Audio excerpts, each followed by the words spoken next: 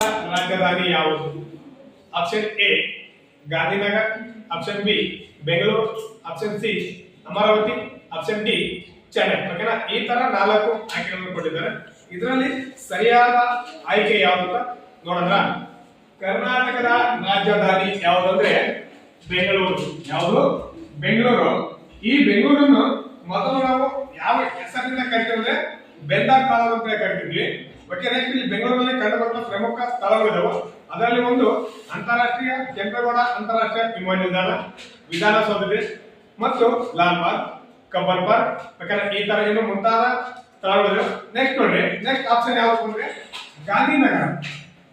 ಗಾಂಧಿನಗರ ಯಾವ ರಾಜ್ಯದ ರಾಜಧಾನಿ ಅಂದ್ರೆ ಗುಜರಾತ್ ರಾಜ್ಯದ ರಾಜಧಾನಿ. ಯಾವ ರಾಜ್ಯದ ರಾಜಧಾನಿ?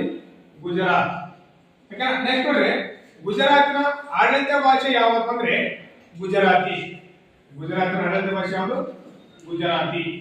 ಓಕೆ, ನೆಕ್ಸ್ಟ್ ನೋಡ್ರಿ, ಅದೇ ರೀತಿ ಇನ್ನೂ 2 ಆಪ್ಷನ್ಸ್ ಇದಾವೆ. ಅವು ಯಾವ ಅಂದ್ರೆ ಒಂದು ಅಮರಾವತಿ ಇದೆ, ಇನ್ನೊಂದು ಚೆನ್ನೈ ಇದೆ. ಓಕೆ, ಅಮರಾವತಿ ಯಾವ ರಾಜ್ಯದ ರಾಜಧಾನಿ ಅಂದ್ರೆ ಇದು ಆಂಧ್ರ ಪ್ರದೇಶದ ರಾಜಧಾನಿ.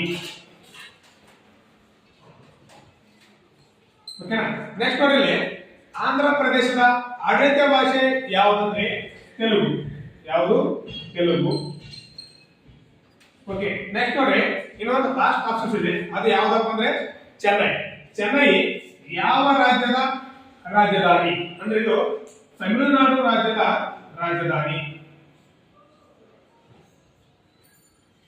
ಓಕೆ, ಇದು ತಮಿಳುನಾಡಿನ ಹಳೆಯ ಹೆಸರು ಅಂದ್ರೆ ಮದ್ರಾಸ್. ಓಕೆನಾ?